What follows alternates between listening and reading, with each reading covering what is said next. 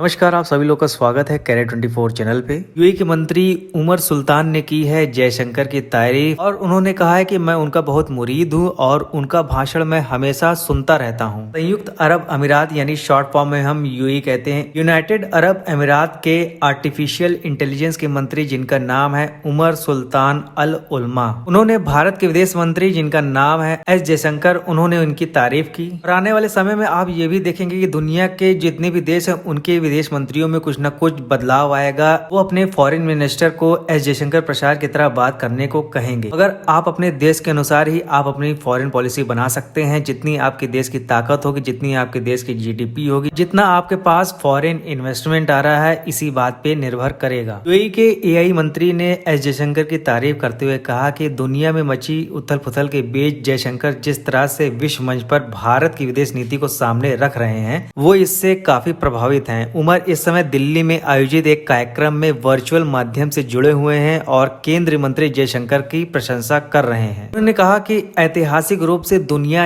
एक ध्रुवीय, द्विध्रुवीय और त्रिध्रुवीय थी, जहां आपको अपना पक्ष चुनना था। मैं आपके विदेश मामलों के मंत्री से बहुत प्रभावित हूं और मैं उनका कुछ भाषण सुनता रहता हूं। यूएई और भारत दोनों के लिए एक बात बहुत स्पष्ट है और उन्होंने कहा कि हमें पक्ष चुनने की जरूरत नहीं है। और उन्होंने कहा कि अंत में जियोपॉलिटिक्स ही आपके सर्वश्रेष्ठ हितों को तय करती है। ऐतिहासिक रूप से जो मॉडल था अब वह नहीं है। अब सभी देश को अपने सर्वश्रेष्ठ हितों के बारे में सोचना पड़ता है। और उन्होंने कहा कि अगर यूएई और भारत मिलकर काम करते हैं तो इसका मतलब यह नहीं है कि भारत अमेरिका के साथ मिलकर काम करेगा। उन्होंने इनडायरेक्टली जो है रशिया को भी अपने कमेंट में लाया, क्योंकि इस समय रशिया यूक्रेन की वॉर चल रही है और भारत किस तरह से रशिया के साथ अपने संबंधों को बनाया हुआ है और उसी प्रकार से भारत अपने संबंधों को अमेरिका और अन्य यूरोपीय देशों के साथ बनाया हुआ।